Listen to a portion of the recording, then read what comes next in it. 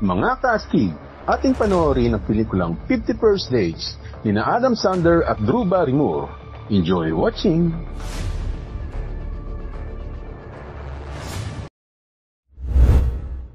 Ilang iba't ibang babae ang hiwalay na nagchichismisan sa kanilang mga grupo ng kaibigan tungkol sa isang lalaki. Ito ay si Henry na nakilala nila sa kanilang bakasyon sa Hawaii at pinag-uusapan nila ang napaka-romantic at medyo masalimuot na panahon na nakasama nila siya. Sinasabi nila sa kanilang mga kaibigan ang mga dahilan na ibinigay niya sa kanila kung bakit hindi siya maaaring makasama siya pagkatapos niyang umalis, at sinabi niya sa bawat babae ang isang bagay na hindi ka panipaniwala. Si Henry ay nasa isang pantalan kasama ang isang babae habang papaalis na siya para sa kanyang paglalakbay pauwi galing sa kanyang bakasyon. Sinabi niya sa kanya na ang dahilan kung bakit hindi siya maaaring magkaroon ng komunikasyon sa kanya ay dahil siya ay isang secret agent at ito ay para sa kanyang sariling proteksyon, at maaaring hindi na sila muling magkita. Gumawa siya ng isang maaksyon at dramatic exit, nagpapanggap na mayroong tumawag para sa isang misyon at tumalon sa likod ng isang umaandar na jet ski. Pagkatapos binayaran niya ang lalaking nagmamaneho dahil nagtataka ito sa ginawa ni Henry sa biglang pagsakay niya dito. Bumalik si Henry sa aquarium kung saan siya nagtatrabaho upang bigyan ng kanyang kaibigan na si Ula ng first aid at tinahi niya ang sugat nito pagkatapos niyang makagat ng pating. Nandoon lahat ang mga anak ni Ula at nagre-record ng operasyon, nagtatawanan at nakikipagbiruan kay Henry dahil sa kakamotehan ng kanilang ama. Tinanong siya ni Ula kung kumusta ba ang kanyang naging bakasyon na kasama ang iba't ibang babae. Binalaan niya si Henry na kung patuloy niyang gagawin at ipapakita sa lahat ng mga babaeng ito ang masaya at romantiko na mga panahon na kasama siya, ay siguradong may isang hindi na aaalis at pipiliin na makasama siya sa isla. Ilang sandali pa ang kanyang katrabaho na si Alexa na kamukha ng Barbie doll na mas macho pa kaysa kay Ken, ay nagmamadaling tinawag siya upang tumulong sa pag-aalaga ng isang walrus na hindi gumagalaw. Umakyat siya upang tingnan ito, at natuklasan na kailangan lang nitong dumighay. Diniin niya ang tiyan nito hanggang sa masuka, at sa inaasahang pagkakataon sinalo lahat ito ng kawawang si Alexa. Pagkatapos, sumakay si Henry sa kanyang bangka at inilabas ito para sa isang maliit na test drive sa paligid ng isla upang makita kung ito ay magiging handa para sa kanyang gagawing paglalakbay sa Alaska.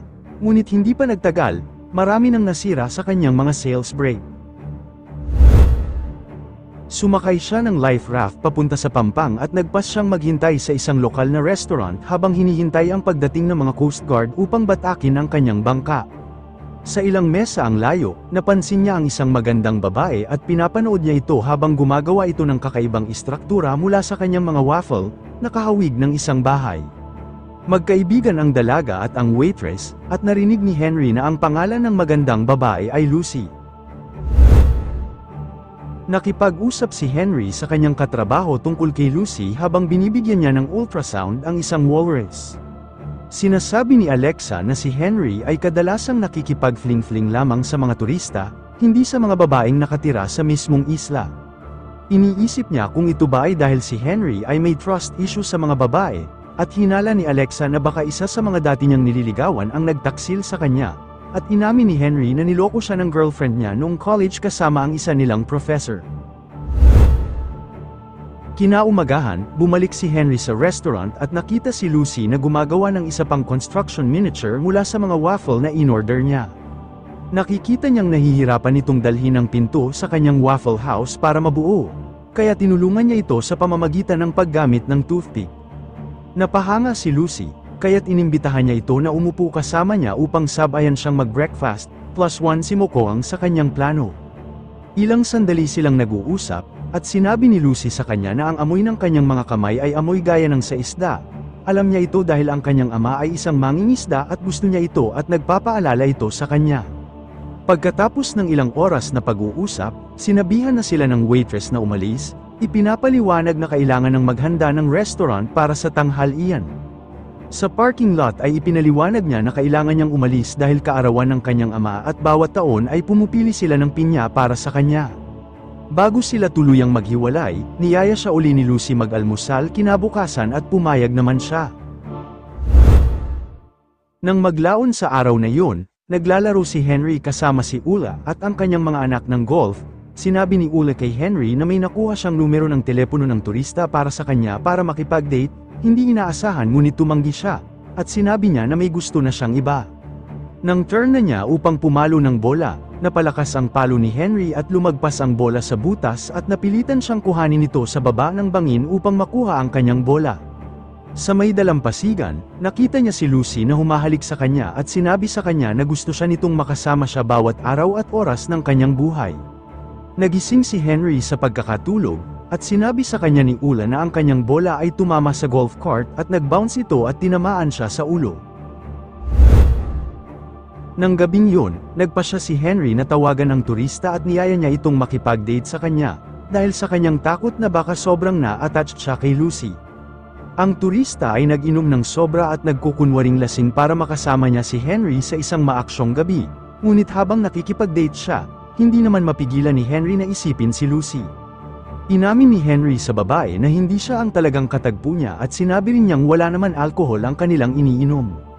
Sinabi din niya sa kanya na hindi siya maaaring makipag-sex sa kanya dahil interesado siya sa ibang babae. Kinaumagahan ay nagpakita si Henry sa restaurant para mag-almusal kasama si Lucy. Sinabi sa kanya ng waitress na kailangan niyang kausapin siya tungkol kay Lucy, at naglakad si Lucy sa restaurant ngunit nilampasan lamang siya at umupo ito sa ibang lamesa. Umupo si Henry sa tabi nito at sinubukang kausapin ngunit hindi man lamang siya nito nakikilala, kaya hinila si Henry ng waiter palabas para kausapin tungkol kay Lucy. Ipinaliwanag niya na mga 1 taon na ang nakalilipas, si Lucy at ang kanyang ama ay naaksidente sa sasakyan at ito ay malubhang nasugatan ang frontal lobe ni Lucy. Sinabi ng waiter na naaalala ni Lucy ang lahat hanggang sa araw ng aksidente, ngunit hindi na niya maalala anumang bagong magaganap sa buhay niya. Tuwing gabi kapag siya ay natutulog, ang memorya niya sa araw na yun ay tuluyan ng nabubura sa kanyang alaala at nabubuhay siya sa parehong araw ng paulit-ulit. Nakatira siya kasama ang kanyang kapatid na lalaki at ama at nagsisikap silang masigurado ang lahat ng araw ay parehong araw para sa kanya para hindi siya malito. Pagkatapos ng almusal, umuwi si Lucy sa kanyang kapatid at ama at binati ang kanyang ama ng maligayang kaarawan. Pagka-uwi sa kanilang bahay, hiniling ng tatay niya na ipagpinta siya nito dahil pininturahan niya ang pader at masyadong plain ito, at masaya naman siyang sumunod. Nang gabing yun ay dinala nila ang kanilang ginawang cake para sa kanyang ama. Nagbigay din siya ng regalo niya, at nanunood sila ng parehong pelikula bago matulog. Pagkatapos makatulog ni Lucy, nagsimula magtrabaho ang kanyang kapatid at ama sa pagpipintura sa pader. Inaalis nila ang lahat ng ebidensya ng gabing yun at inaayos ang bahay upang maging kagaya ng eksakto tulad ng ginawa noong nakaraang umaga. Nagtapat si Henry kay Ula, sinabi sa kanya ang lahat tungkol sa problema sa memorya ni Lucy, iminumungkahi ni Ula na maaaring si Lucy ang perpektong babae para sa kanya dahil sa pagkakawala ng memorya nito. Kung magagawa niyang makipagkita muli sa kanya sa araw-araw, maaaring isa itong magandang pagkakataon para kay Henry na maitama ang kanyang mga commitment issue, at kung magkamali man siya, maaari siyang mawala nang wala man lang siyang iisipin kahit kailan na nasaktan niya. Kinaumagahan ay bumalik si Henry sa restaurant at nakipagpustahan siya sa tagaluto na kaya niyang yayain si Lucy na maupo ulit kasama niya. Hindi ito gumagana, at nagpaulit-ulit siya sa mga sumunod na ilang mga araw at kaparehong pangyayari at hindi siya nagtagumpay. Isang umaga nagpa siyang huminto sa lahat ng mga nauna niyang ginawa at gumawa na lamang siya ng isang malaking eksena ng pagpapapansin at sinubukan niyang magkunwaring hindi siya marunong magbasa. Nag-aalala, pinuntahan siya ni Lucy at tinulungan siya sa menu at inanyayahan siyang maupo sa kanyang mesa upang makatulong ito sa pagtuturo kay Henry kung paano magbasa. Pagkatapos nilang kumain at magpaalam, tinawag ni Lucy si Henry at sinabi niyang alam niya na plano lamang ni Henry na magpanggap na hindi siya marunong magbasa upang makausap siya nito at makuha ang kanyang atensyon, at sinabi niya dito na disappointed siya kay Henry dahil hindi man lang nito kinuha ang number niya at hindi man lang siya inaya para makipagkitang muli sa kanya. Nagmaneho siya paalis, at iniwan si Henry na naguguluhan. Nang gabing yun ay pumunta si Henry sa bahay nila Lucy para humingi ng tawad sa kanya, ngunit sa halip na si Lucy, ang kanyang ama ang nakausap nito. Ang kanyang ama ay hindi mapalagay sa mga intensyon ni Henry sa kanyang anak na babae, at binalaan niya si Henry na manatiling malayo kay Lucy at walang reklamo siyang sumang-ayon. Sa trabaho, nakipag-usap siya kay Alexa tungkol sa kanyang nakalilitong sitwasyon at humihingi ng payo sa kanya. Sinabi ni Alexa sa kanya na palaging may mga paraan sa bawat problema, at dapat niyang subukan at maging seryoso sa paggawa ng paraan at tiyak na hindi dapat sumuko sa pagsisikap kung talagang gusto niya makita uli nito gaya ng ginagawa niya. Alam ni Henry ang daraanan ni Lucy pauwi mula sa restaurant, kaya sa mga sumunod na araw ay iba-ibang diskarte ang ginawa ni Henry. Mga paraan upang mapahinto si Lucy tulad gaya ng sa checkpoint para makausap lamang siya. Ilan dito ay pagpapanggap na nasira ang kanyang sasakyan, mayroon din kunwaring hino-hold up siya at marami pang iba. Hindi naglaon ay nakita at nalaman ang mga ginagawa ni Henry ng kapatid at ama ni Lucy sa kalsada kapag sinusubukan para i-flag down si Lucy. Sinabi nila sa kanya na alam nila kung ano ang kanyang ginagawa at gusto nilang makipag-usap sa kanilang bahay mamaya. Nakilala sila ni Henry noong hapon na yon, at ipinaliwanag sa kanya ng ama ni Lucy na nalalaman nila kung kailan nakita ni Henry si Lucy dahil kumakanta lang siya sa mga araw na nagkikita sila. Ipinaliwanag nila kay Henry ang lahat ng problemang pinagdadaanan nila araw-araw para alagaan siya.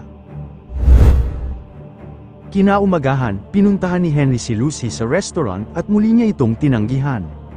Bumalik si Lucy sa labas papunta sa kanyang sasakyan at nakita niya ang isang pulis na sumusulat sa kanya ng ticket para sa kanyang mga expired na tag, at naguluhan siya dahil sa pagkakaalam niya ay nasa date pa rin ang mga tag niya.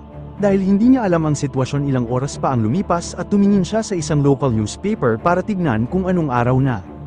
Siya ay talagang nalilito at nabalisa, sumakay siya ng kanyang sasakyan at dali-daling nagmaneho pabalik sa kanyang bahay, at humingi ng paliwanag mula sa kanyang ama. Ipinaliwanag sa kanya ng kanyang ama ang nangyaring aksidente at ang pagkawala ng kanyang memorya at ipinakita sa kanya ang mga larawan ng panahong siya ay nasa ospital pa. Gusto niyang pumunta sa kanyang doktor upang maipaliwanag ito sa kanya ng mas mahusay, at nag-alok si Henry na samahan siya para mas malaman niya ang kalagayan niya. Ipinakita sa kanila ng kanyang doktor ang resulta ng kanyang pag-scan sa utak ni Lucy at ipinapaliwanag ang kanyang kalagayan, na binibigyang diin ang katotohanan na hindi na siya makaka-recover, at ang tanging magiging alaala na lamang niya ay ang huling araw bago ang trahedya at ito ang natitirang bahagi ng kanyang buhay. Ipinakita sa kanila ng doktor ang paligid ng institute at ipinakilala sila sa ilang iba pang mga pasyenteng apektado ng pagkawala ng memorya. Nang umuwi na sila, at bago matulog si Lucy, sinabihan niya si Henry na kung makikipag-usap siya ay banggitin niya ang tungkol sa mga lilis, sa kinaumagahan sa oras ng breakfast nila at baka sakaling mas malaki ang tsansa niyang makilala siya nito at upang hindi siya nito paalisin. Umalis si Henry, ngunit inanyayahan siya ng ama ni Lucy sa loob para sa ilang beer.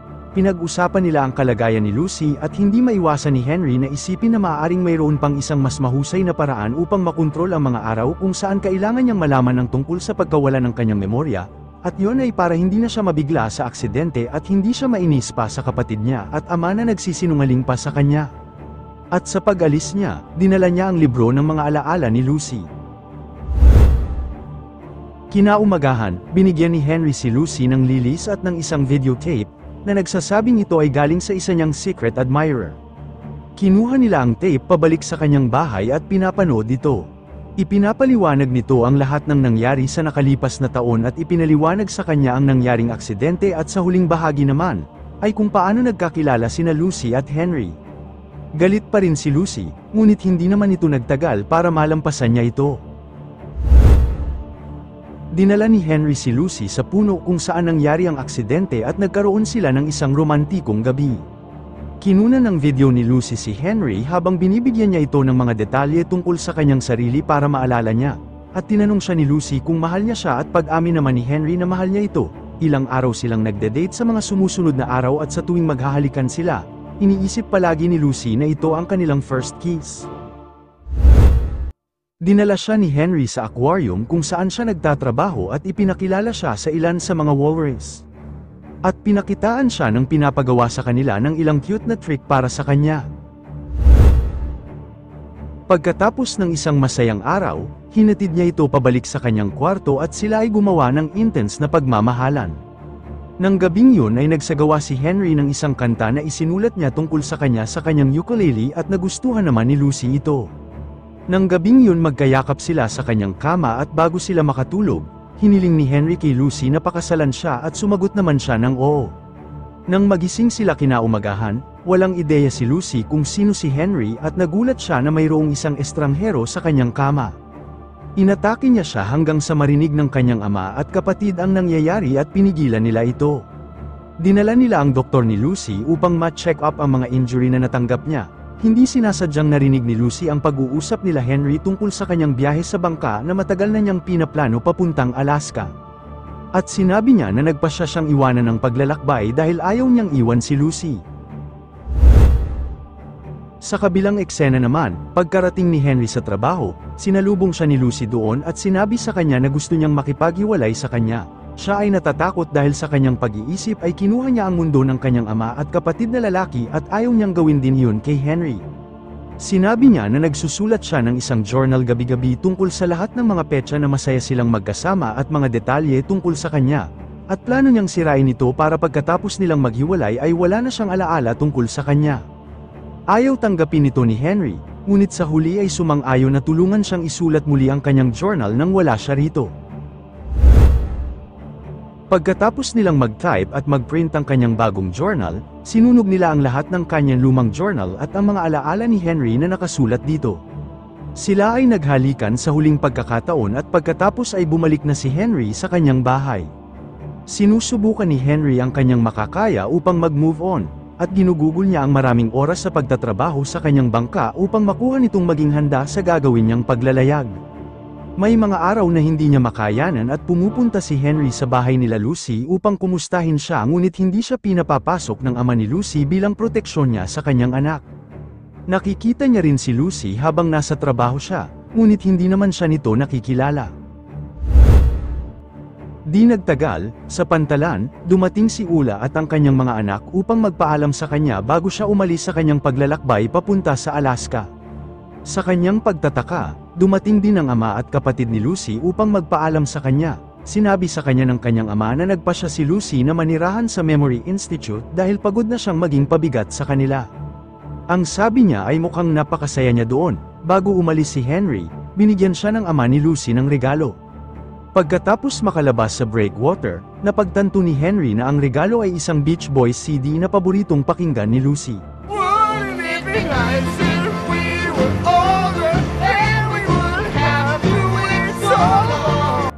Sobrang sama ng loob niya ngunit kalaunan ay napagtanto niya na maaaring ito ay isang palatandaan mula sa ama ni Lucy na naaalala pa rin siya nito. Pinaikot niya ang bangka at nagmamadaling pumunta sa institute para makita si Lucy. Pumasok si Henry sa silid kung saan nagtuturo si Lucy sa kanyang klase ng sining. Tinanong niya ito kung naaalala niya siya at sinabi niyang hindi niya naaalala, ngunit gusto niyang ipakita ang isang bagay sa kanya. Dinala ni Lucy si Henry sa kanyang studio na natatakpan ng mga painting ni Henry. Sinabi niya na mayroon siyang mga panaginip tungkol sa kanya gabi-gabi at hindi niya maalis ang itsura ng mukha nito sa kanyang isipan. Ipinaliwanag ni Henry na dati silang magkasintahan at nakipaghiwalay ito sa kanya upang subukang protektahan siya ngunit pinagtapat niya na siya ay nagkamali, nagpasya silang magkabalikan at maghalikan para makabawi. Ilang taon ang nakalipas, nagising si Lucy sa isang kakaibang kama na may tape na nakapatong sa isang table sa tabi niya para panoorin niya. Ipinapaliwanag ng tape ang aksidente at kung paano sila nagkakilala ni Henry at ang video ng kasal nila. Sa dulo ng tape, sinabi sa kanya ng boses ni Henry na magsuot ng winter coat kapag handa na siya at lumabas para makita siya. Umakyat si Lucy at nakitang nakasakay siya sa isang barko sa tubig ng Alaska. Nandoon ang kanyang ama na nangingisda sa gilid ng bangka at ipinakilala ni Henry si Lucy sa kanilang anak na babae. Si Lucy ay tila nalilito ngunit hindi makapaniwalang masaya at kasama niya ang kanyang maliit na pamilya.